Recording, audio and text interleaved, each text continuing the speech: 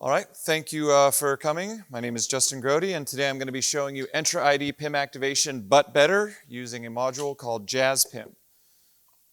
So before I get started, again, you've heard it all day, but it really is true. Thank you so much to the sponsors. They make all of this so much more comfortable. You know, they help us with the snacks and all that kind of stuff, and this is a much nicer conference to have them. So again, every time you see them, if you see Ben, just give them an approving nod.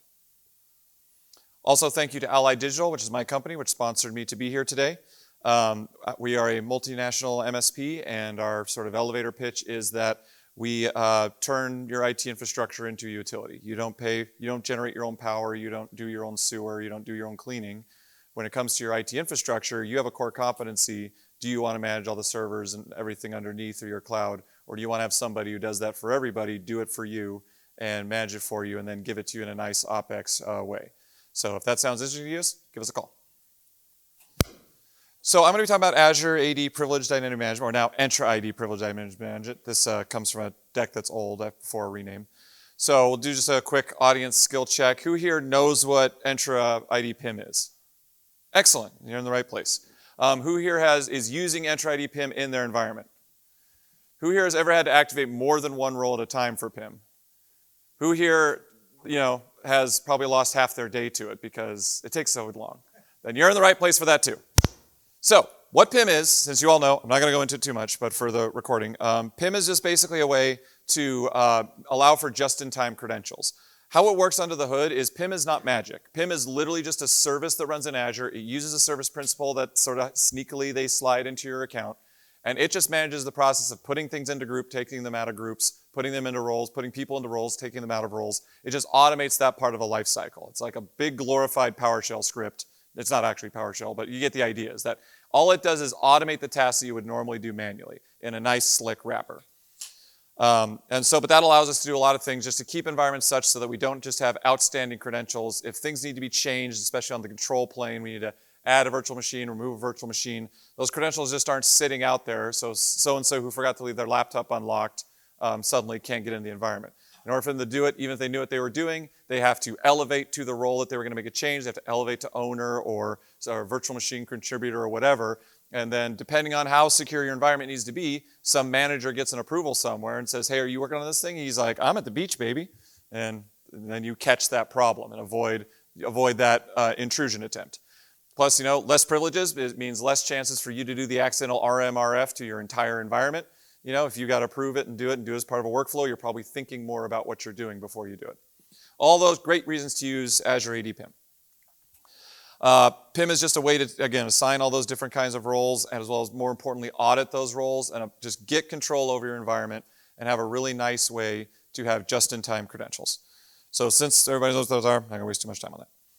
So we have our typical way of doing Azure AD PIM. Since you guys have all seen this, I'm going to skip this part. You can find videos on this, but basically, the ClickOps procedure is to go into the portal, look at your available roles, click the one, give it the time that you want, give it your justification, click OK, wait 400 years for it to do the whole process, get in, get done, and come out, and now then you wait, pray that your token gets refreshed, and try again, and then now you can do your work. So that's all fine, especially if you only have one role you need to do. The problem is that the way the UI is built today is there's no way to activate multiple roles. So for a lot of people, that's not a big deal. I think the thinking behind the design of the thing was, oh, you'll just make a custom role for that. But if you're in certain places, like for us, we're a MSP, we do a ton of PIM because we're managing customers. We use Azure Lighthouse, which is a way to do management across tenants very effectively and scalable without us having to have accounts in the customer environments. But as a result, on any given day, if I have to address 8 different issues, I may be PIMing 22 times because we're very granular with our roles. We're an ISO 27001 SOC 2 certified data center, so we have to be very granular in our roles. We can't just say not owner, owner. We can't just say not admin, admin. We have to be very least privileged with ours. But Azure Lighthouse doesn't support custom roles. So all of our roles have to be the built-in ones. And so in order to be granular, we end up having to do a lot of roles. So just to do one thing, if I can't justify doing owner, I have to activate like 5 PIM roles. And this got real annoying real fast. So a couple of years ago, I was like, well, I looked into how does this procedure really even work? And there weren't even any APIs for it, but they started making some APIs for it, making it doable through PowerShell and such. And so I was like, oh, great. So now I'm going to look into PowerShell. I'm going to look at the AZ graph commands. I'm going to look at the Microsoft graph commands. And I got a way to do this. Fantastic. Not great. Not the best user interface. If I want to activate a role, this is what I have to write. I have to know my scope with this big long GUID. I have to know the name of my thing with a big long GUID. I have to know my principal ID, which is a big long GUID. I have to know my role definition ID, which is a big long predefined GUID. I got to know a lot of different GUIDy goos that I don't know about you, but I'm not that good at memorizing. And so looking up all this stuff is going to take a while. And I could use other PowerShell commands to do it, but now this just becomes this long, where I'm getting this thing, where this thing has that, then getting this thing, then getting this thing, then getting this thing. Cumbersome. Not really saving me that much time. Well, I mean, maybe graph is better. How can it be both better and worse at the same time? The better is their example uses splatting much better than the other one. The worse is that just like the way that the wizard defined and everything, and also not to mention, you know, as we know how this goes, I could end up walking off the stage here before I get to the end of this command. Again, not great, not a great experience. But the thing about, again, as we always like to say, is that it's the graph SDK. It is not the graph user-friendly nice PowerShell commands. It is not the AZ friendly SDK. It's a software development kit. And the problem with that is that we don't, when we're in the PowerShell world, we don't really think of ourselves that way. We're really spoiled. We're not used to doing the low-level stuff. We want nice, really nice little commandlets that pipeline and do all that kind of stuff and fancy that kind of stuff. And as much as we complain about that, thankfully, that gets heard. And so now we have things like the Entra module, which still just does all the fancy stuff underneath, but you have a really nice PowerShell-y kind of module. So I decided to all the time. I was wondering if there was a better way to do this, and so I did that. So I made JAZ.PIM. It's Justin's AZ equals Jazz. Get it? Good? No notes. It's perfectly fine. So my goals were to make this experience of doing PIM much more PowerShell-y. You know, I want it to be something that I can do that is just like what I'm used to. I want to get I want to get the thing, pipe enable it. I want to enable dash name and be able to tab complete and have all that work. I want some ergonomics here because I know I got to do this thing, so I just want to be able to do it, and without even having to look up a single GUID, be able to do it just based on my memory. I can remember owner. I can remember virtual machine contributor. I can't remember 2xyz f2y whatever. And then the other thing is that I don't want to go through that process serially of activating a role and then activating again, then I'm going through that process. I figured there's got to be a way to maybe parallelize this. So if I need to activate 5 roles, I can kick off the activation for the 5, track the progress, and then have that resolve on the other side. And then that way, even activating 5 roles, 10 roles, 15 roles only takes 1 or slightly more the time of 1 role.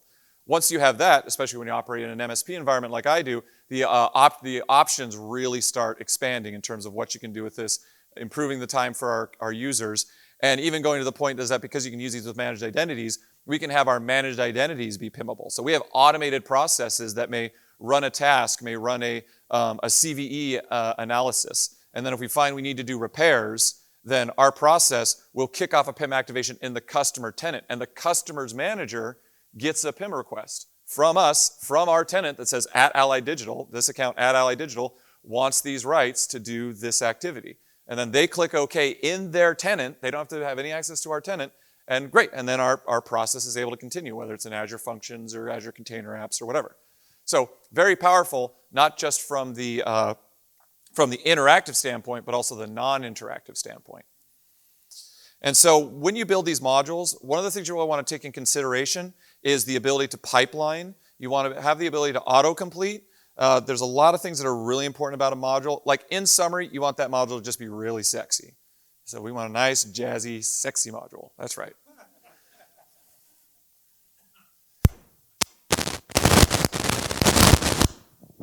Sorry about that. So I have here, I'm just going to open just a standard command prompt. I have here a bunch of memes because I was doing this last minute. If I head to Azure here, give it a minute on the magic Wi-Fi. That's so good. Seems like it's holding pretty good. Is it not? Oh, I thought I mirrored that and I did not. I apologize. I know why it didn't like that. Is it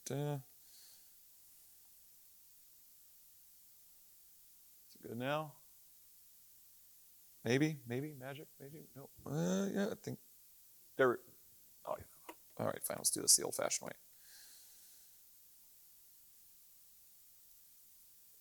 There we go.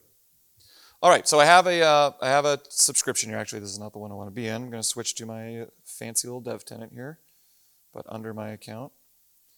So, wait.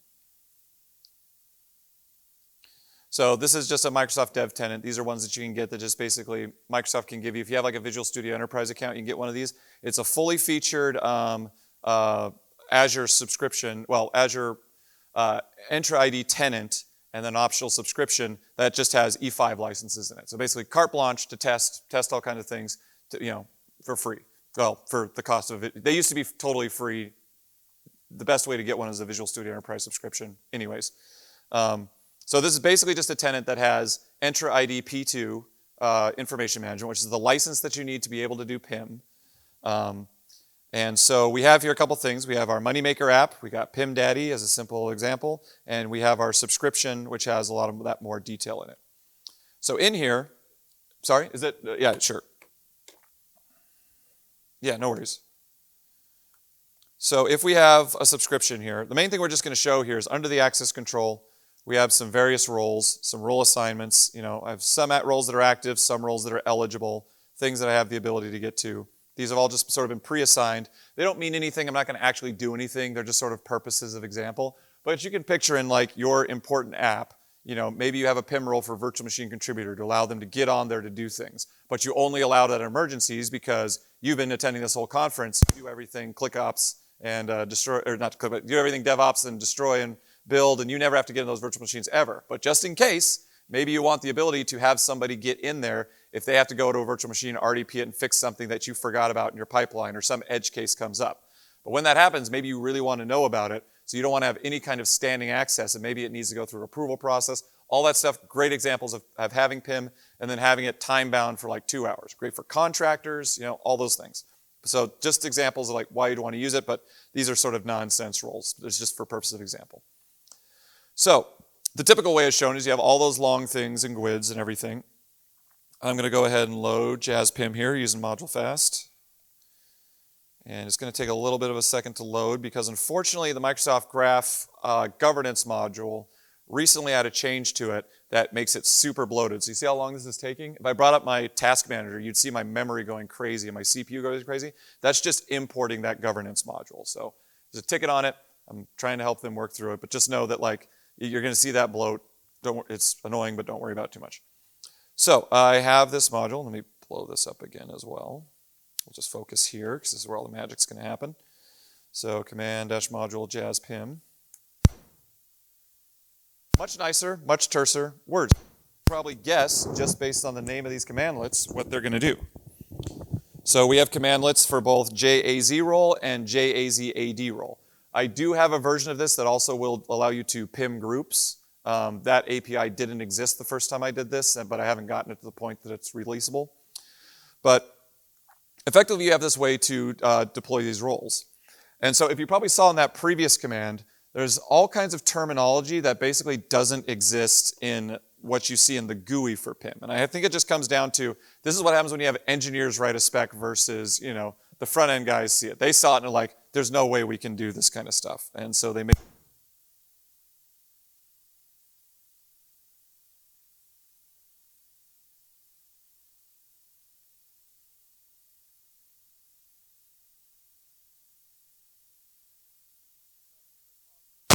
I make no bones about it. I think the terminology in the API is terrible. So what happens underneath is you have all this terminology like role assignment schedule instance, role assignment schedule request, role eligibility schedule instance, role eligibility schedule instance request. It reads like a C# document. It's like they just took the classes and just splatted it over the API. So ultimately, it's really complicated to understand if you're used to like, I just want to activate my PIM. So you don't need to see any of that, but if you want to look at the source code for this, which we can do a little bit of if we have time, which we probably won't. But you'll see in here, in the background, I'm doing all those long class things and doing all that activation and implementation of that stuff. But you don't have to worry about any of that because I've hidden all that from you. If you've ever tried to do this from PowerShell, you already know the pain, so you're on board with me already.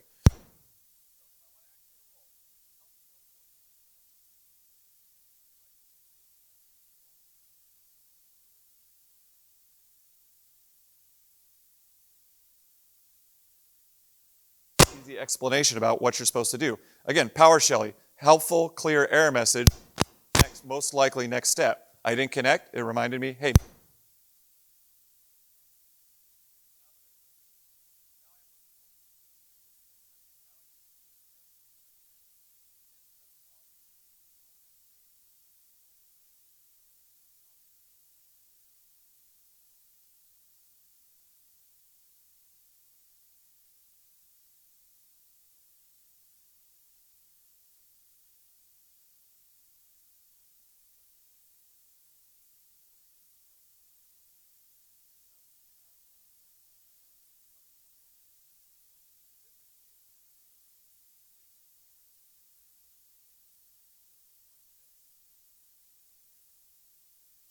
Very hard to read, very not ergonomic. So I just have format files that make it so that it's the exact same, but you just get this real nice view. Real easy to see what you have, who you are, where you are, what subscription you're in if you use a different version of the view. But these objects are still the exact same graph underlying objects. So you can actually take what I did with git jazz role and you can pipe that to all the graph commands because it's the same object that those other commands. If you need to do something more advanced than what my module supports, you can just use this as an easy way to get those roles and then do your more advanced thing, but you don't have to do all the other stuff. So what if you also just want to get an individual role? If you just want to enable and not go through that process, you can, if you have a role name here, you can just hit tab here and it'll automatically in the background fetch them and you have all your available roles as tab complete. Much better than doing the git, finding the GUID, taking the GUID, copying that, saving it to a variable. Again, these are all what's in the default examples. Is that instead, it's just enable role, what's the role I want? I can't remember at the moment. Control space, autocomplete works. And so then you pick the one that you want, and then you can just, we'll do like verbose, and I'll do justification, and my favorite justification.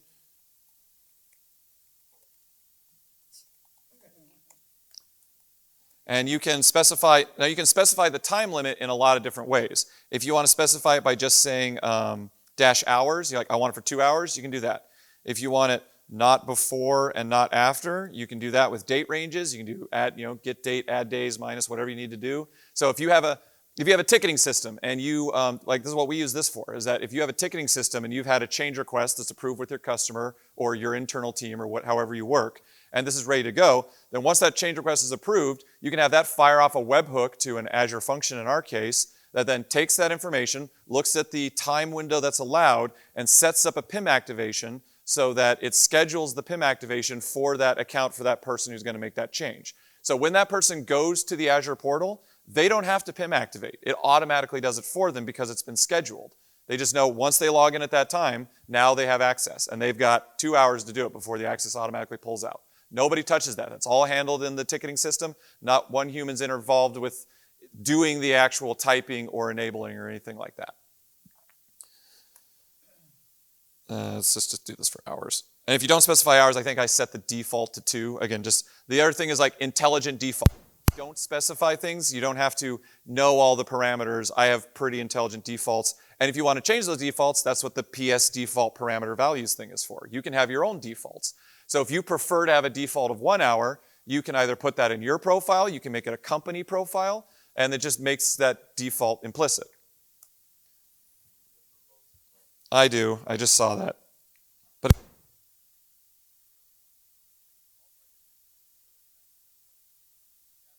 and you get this real nice detailed message, do you want to do this at this time for this thing? And there, that's activated. So that was a role, one role. So let's do this, let's go for our roles that we have here. So now I can do dash activated, and I can see which, it'll take a second for it to get through the final step of it. And there is a thing, I didn't add it, there's a dash wait parameter. So that step just gets you to the point of activating the roles, but then you can go on and do stuff while you wait for it to finish up in the background. But if you dash wait, it'll continue to wait until your credential is actually ready. And so here eventually it'll probably show up, but we'll worry about that later. So what I can do here is that, which role did I activate there? So I did Moneymaker, I did the owner on Moneymaker. So I can get role, pipe where, role definition display name.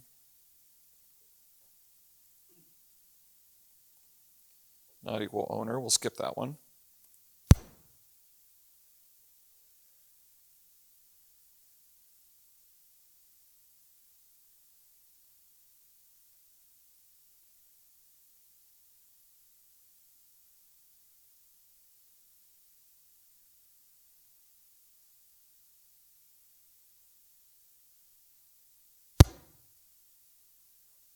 Create those, do it on the pipeline. Everything's pipelinable and nice, so you can just pass it from one to the other. You can define it at another time, save it off to a CLI XML, rehydrate it, and then bring it in.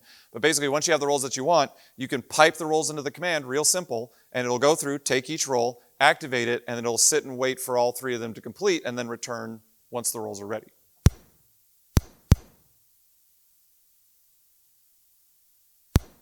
I wonder if there's a connection here.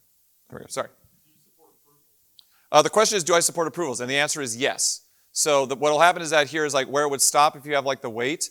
You see over here you have like the request type and the status. So the status on these is provisioned, but you can have it stop on the status pending approval.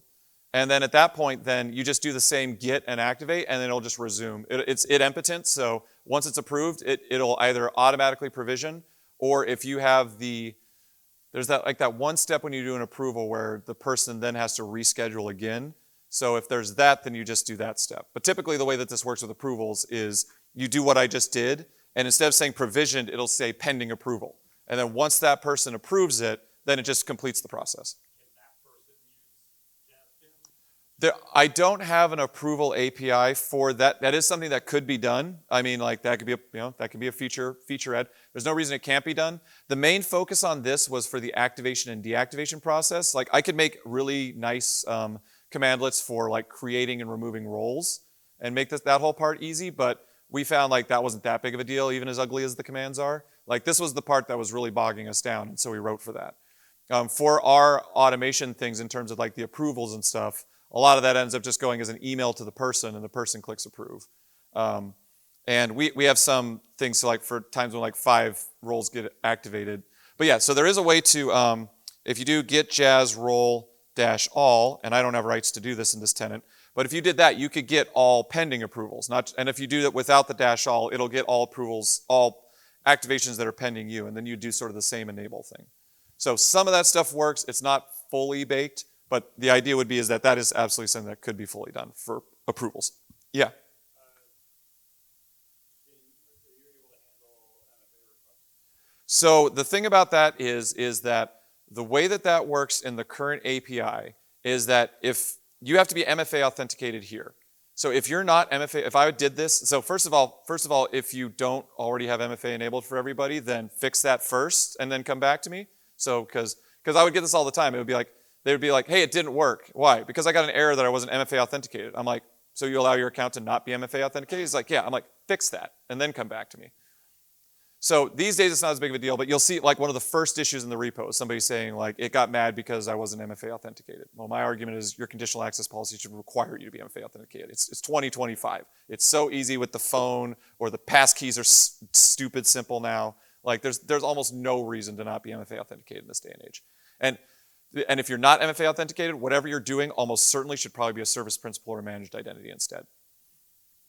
That being said, but that's said, because I'm logged in here, I'm already MFA'd. Because when I did that connect MG graph, it didn't show it, but I already had my token cache, but it would have popped. Actually, let's show that real quick. So if I do disconnect MG graph, and I do get Jazz role, it's going to get mad at me. Oh, or not, because it's cached. Get Jazz AD role, sorry, because that's the Azure side of things. So that gets mad at me. If I do disconnect AZ or context.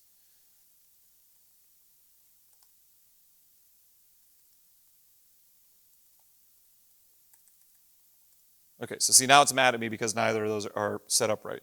Or sorry, get Jazz role. That one should get mad at me. Might be slower. Yeah, because, well, now my context is probably back to my other test one. So if I do a connect AZ account for my tenant, I get I don't know if you've seen in the newer versions of AZ, it actually uses Windows Account Manager, so it can actually use the credentials that you already have from logged in, which is really nice. You don't have to do the MFA, you don't have to do the token, it can get an account key just like that. And by the way, everything I've shown is that I'm actually a guest in this tenant. I'm using my account for my other thing. So I'm not even, everything that you've seen, I'm not even a resident user in this tenant. I'm a guest. I'm a B2B guest. But I can assign myself, all the rights can be assigned to me just like that. Azure Lighthouse just lets you do some stuff fancy with that too. But yeah, all that stuff works, and you don't even have, you can do all this with contractors. So I could be a contractor, and you don't have to create me an account. You just add me as a guest from his tenant, and then give him the roles that he needs to do his work, and then it's all audited, opened, closed. A lot of the stuff that people used to, spent a lot of money on SailPoint and all those kind of things for entitlement management. A lot of people don't realize a lot of that stuff you can just do in Microsoft Azure. It's generally not quote unquote for free, but the number of people who just buy E5, most people already have it. So it is included in the price, and you're paying for all this other software when you could just do it. There's entitlement management, there's all kinds of stuff, this PIM stuff, that people are paying all this money for third-party softwares to do when you could just do it in Entra ID and enjoy all the benefits and unified logging and blah, blah, blah, blah, blah, blah, blah. So, now that I'm connected again, so now I can do that get JAz role. And I can also see which ones are activated. Hopefully some actually show up this time. Okay, so now when I do -activated, this shows me all my roles that I currently have activated. So when I get done with whatever I'm doing, just pipe it to disable JAz role. It'll go to each one, disable them, and I'm out. So anybody who has ever done the raw commands for this, how great is that? Give me. Yeah, so that's kind of the key. So I have one thing to show here too. So the thing is that this works really well with the Azure version of the commands, because as we saw with the wonderful Azure PowerShell representative who takes a lot of heat, but he works really hard. Conversely, the Microsoft Graph team have different opinions, and so when I wrote this at the time, the Graph module was beta, and they released a new version that wasn't released as a breaking version change, but did break me. So I'm going to show you something that is a really fancy way to do write progress with parallel run spaces and everything that will only work for just a second. So bear with me here. You'll get an idea of what it should look like. So if I got to connect mggraph here again. And again, the graph module doesn't use WAM, so I got to do this the dumb way, which luckily is still already cached in my browser. So if I get those JAZ 80 roles, I can do, we'll do it again. Maybe we'll get global reader, maybe we will. Let's get random. Let's see how we do. All right, this is what we're doing today. This is what we're working with. All right, so I'm going to pipe that to enable JAZ 80 role. Justification. I should have saved this as a variable. And won't have time to show up. If I went into the portal, you'd see the activation, you see the justification, you know what all that looks like. But it's all there. There's nothing different happening here than what you do in the GUI. Literally, if you hit F12 in network tools, everything that I'm sort of doing is what happens in the back end when you use the GUI. So we'll do that, and then we're going to pipe this to a command called wait JAZ AD role. And this may work, it may not. Let's find out. If this works, you're going to have to watch fast, because it might crash really fast because of the stupid change they made. But it's going to take a second to get those roles and enable them and get them started. But if it gets to this point, how it's supposed to work, come on. We're at the end anyways. I don't want to ruin the surprise, but I'll probably just have to lie. I should have put verboses in there so we could see where it was at. Okay, watch this. See the parallel? You can watch the status of all the provisionings and see where they're at. And so to that point about approval, if you stay on that wait, it'll go to the approval step and it'll keep waiting there. And you can sit there and wait for the approval until the approval completes, and then that progress bar will move forward. The other one. So that little quick thing that you saw, so here's the stupid assembly thing that they broke. But that little parallel thing that you saw there is that I'm really proud of the way that I got that parallel processing to work across run spaces. So if you want to see a really cool version of that, that's in there. If you want to see the way that all these autocompleters work, so that, anybody go to Emrys's session on argument completers and transforms? Okay, then go back and watch those recordings, and you'll see, if you think that's cool, how I can just do -80 role, or dash whatever it was, app roles. No, what do you do? Let's do enable. Enable JAZ role, dash role name, scroll space. Like if you think you see how just by control space it came up with the progress, and now I have all those. That's a PowerShell script block in the background using what's called an argument completer. So if you want to learn more about that, you can watch this session, and then after you watch this session, come to my source code and see how I do it. But so this is just an easy way to complete for the thing that you want to do. And then the thing about the reason it's a string like that is because due to a limitation here, it's like I still have to go back and find the object that you were looking for based on the string. So this is a way to still have all the unique information I need, including the GUID, to know what that was, but also still have it read at least somewhat user-friendly. But again, you can use the git commands and pipes and all that kind of stuff. So now you have this whole framework for doing PIM activations that is, as I like to say, PowerShelly. You can get objects, you can pipe, you can select, you can do all that stuff, you can do whatever you need to do to validate and make sure you're on the thing, and then when you're ready to go, you can run the thing, and also I forgot to do the, let's see if what if works here. Might not work with the AZ one. Yeah, so see, real quickly I just did that, and so there's my what if. When I run this, I see I'm going to activate this, and if you have your hours for whatever, like if I change this to hours 5, so you'll see the time frames are different. And so you can preview exactly how long that thing's going to be available before you actually run it. So that's the fun of what if support. Having what if support is great. Also supports confirm, as you saw, like when I ran it. I think I have the default to confirm high, so it will prompt you for confirm unless you explicitly say you don't want to activate the role. And you got that. So I think that is about it. I'll take any further questions before we wrap up.